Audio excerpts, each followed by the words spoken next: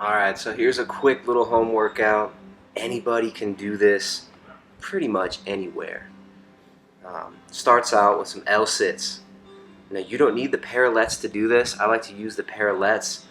Um, you could do this just on your bare hands, pressing your palms into the ground. Or if you have a bench or something, you could sit on a bench or just a curb and kind of curl your fingers over the end of it, stick your palms into the ground, and use that to hold yourself up. But I do these for time. So here I did 2 rounds of the L-sits. Now this is going to really work that core, really work your midsection. I actually feel it in my entire body. You got to stabilize with your upper body, your arms, your shoulders get worked, back stabilizing it.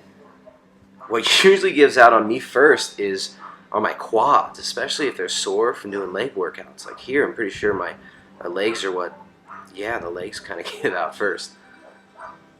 So I ended up doing 3 rounds just because I wanted to show one where it's just on the hands. I find it a little bit, I don't know if it's easier or harder with or without the parallettes. I got less time that time. Each one gets a little bit less time. And then we jump into some push-ups. So this workout's essentially going to be 2 rounds of 3 types of push-ups. This one is one of my favorite variations. I get that grip relatively wide and underhand and real low on the body. And I like to elevate my feet up on a curb or something, but you can put your feet at whatever angle you want. It's called these like a wide grip, underhand, low push-up. Then the next one, more of a close grip. Work those triceps a little bit more. Do each set to failure or near failure when form starts to break down. So sometimes I lock out every rep. Sometimes I get a little shorter range of motion, feel it a little bit more in that upper chest, and keep that tension. Last reps, I always lock it out so I get that small rest at the top. And then the last type of push-up is just a wide grip push-up. Wide grip push-up, really good for that upper chest.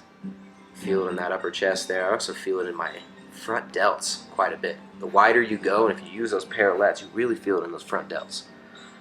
So this is the first round. I like to do it out in the sun. A little vitamin D going on. This is in the late afternoon.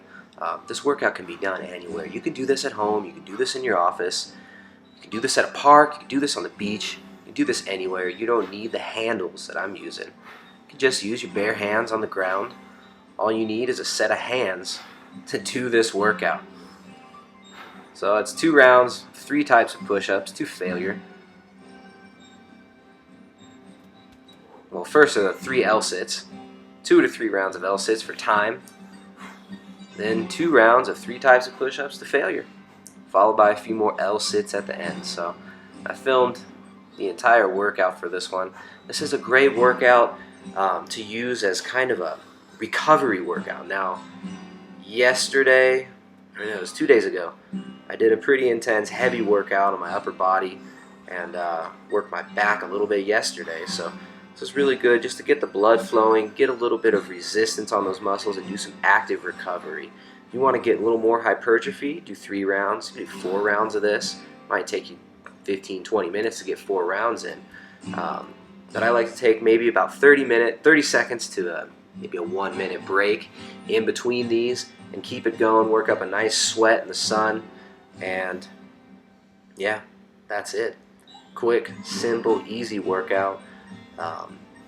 Now, when you're in the beginning phase of adapting to a ketogenic diet, which a lot of the viewers who are watching these videos are watching them for some advice that I give on keto. If you're in the beginning stages, you want to keep the resistance training mellow. I mean, you're not going to have very much strength for those first few days, up to like a week or 2. Strength might be a little lower while you're adapting. So stick with it. Do some mellow resistance training such as this, some body weight training. Keep that the stress levels low, and you'll adapt well. So that's it. That's the workout. That's it. So started out with a couple of L-sits.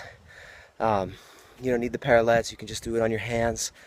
I like the parallettes because when you do it on your hands, your butt's only going to be about 1 inch off the ground. Parallettes are good for beginners because it gives you a little bit more leeway. Although the handles do kind of add a different angle of force in your shoulders and your back and everything, so they make it feel a lot different. But you don't need the parallettes. As far as the push-ups go, you can just do it on your bare hands. Start out with the reverse grip, low, real low down on the hips. Second set, close grip, bring it about the sternum, work the triceps a little more. And the last one, I like to go wide grip, real wide grip. Feel it in the chest and the front delts in the back. You should feel the back working if you're doing the push-ups right. Really simple progression. Do about 2 rounds of the push-ups. If you want to do more rounds, you can. I had a little workout in earlier too, so I'm just sticking with 2 rounds. And I like to end it with some more L-sits for time. So if you make it a game where you're seeing if you can get more push-ups each round, more push-ups each workout, more time on that L-sit each round, it helps you to progress, because you want to progress in your strength training always. As you get more advanced, your volume and your frequency going up will be important. So you have to vary your volume, your frequency, and your intensity as you progress if you want to continue progressing past that novice beginner stage. So you can do this workout anywhere. You can do it on your lunch break at work. You can do it on a 15-minute break at work. You just got to find somewhere peaceful, hopefully out in the sun, get a little vitamin D at that optimal hour, which is going to be probably before 11 a.m. for most people that are close to the equator, depending on the time of season. Anytime after 4 p.m., pretty good UV exposure to without the extreme, possibly damaging levels of it.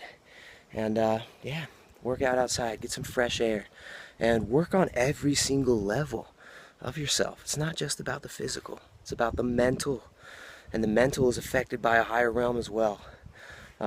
Many different levels that you got to approach it from. Doesn't matter how much energy and work you put into your diet, to treating your body well.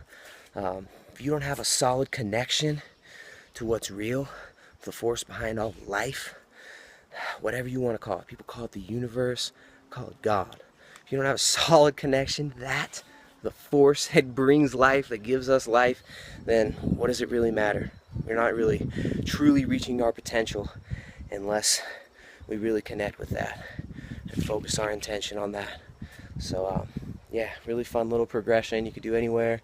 Getting lean out in the sun, staying lean, and no one's got an excuse. We all got 15 minutes in our day we can get in a decent workout. So www.primaledgehealth.com. See you next time.